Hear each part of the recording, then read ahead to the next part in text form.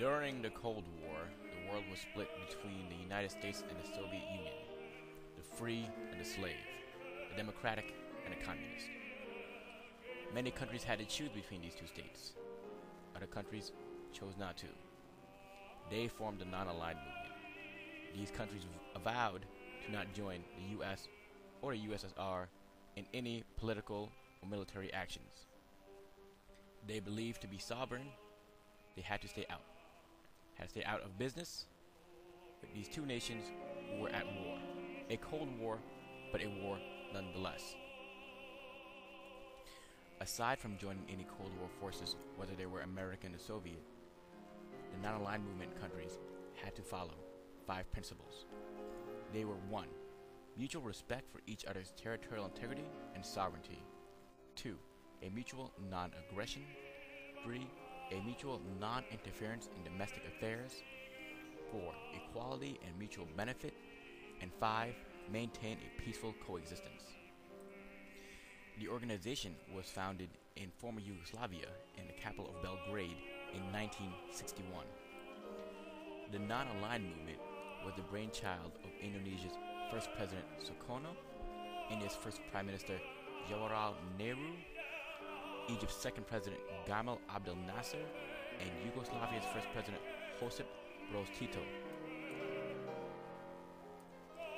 Josip Broz Tito, born May 7, 1892, was a Yugoslav revolutionary and statesman. He was Secretary General of the League of Communists of Yugoslavia and went on to lead the World War II Yugoslav guerrilla movement, the Yugoslav Partisans. After the war, he was the Prime Minister and later President of the Socialist Federal Republic of Yugoslavia. From 1943 to his death in 1980, he held the rank of Marshal of Yugoslavia, serving as the Supreme Commander of the Yugoslav Army. Although he's been criticized for being a dictator, he was one of the main founders and promoters of the non-aligned movement. He was also the first Secretary General. As such, he supported a policy of non-alignment between two hostile blocs in the Cold War. Such successful diplomatic and economic policies allowed Tito to preside over the Yugoslav economic boom and expansion of the 60s and 70s. Gamal Abdel Nasser, born January 15, 1918, is seen as one of the most important political figures in both modern Arab history and developing world politics in the 20th century. Under his leadership, Egypt nationalized the Suez Canal and came to play a central role in anti-imperialist efforts in the Arab world and Africa. He was also instrumental in the establishment of the international non-aligned movement.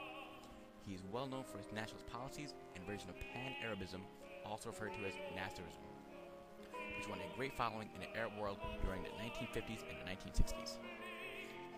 Jawaharlal Nehru, born November 14, 1889, was an Indian statesman who was the first Prime Minister of India from 47 to 64.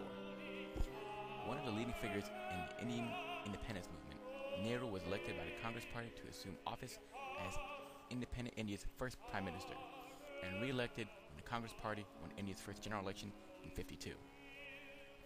As one of the founders of the non-aligned movement, he was also an important figure in international politics of the post-war era.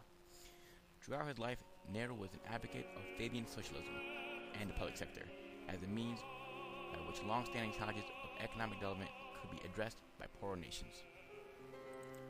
Sukarno, born June 6, 1901, was the first president of Indonesia. Sukarno was the leader of his country's struggle for independence from the Netherlands and was Indonesia's first president from 45 to 67. He opposed imperialism and capitalism because he thought both systems worsened the life of the Indonesian people. Norodom Sihanouk, born October 31st, 1922, was the king of Cambodia during the Cold War. He would be a major player in the war between the Americans and the Vietnamese. While the war raged in Vietnam, Sihanouk tried his best to stay out of the affairs of the US and the USSR. However, the proxy war between these two nations caused the communist blocs as well as the democratic bloc to interfere with the domestic affairs of the sovereign nation. Knowing the peace and security were at stake, he struck a deal with the Vietnamese and allowed them to use his land to transfer material and troops, as long as they respected the sovereignty of Cambodia after he believed the Vietnamese defeated the Americans. The Sihanouk was couped on March 18, 1970 by his American-backed general, Lon Nol, before the American-Vietnamese conflict could end.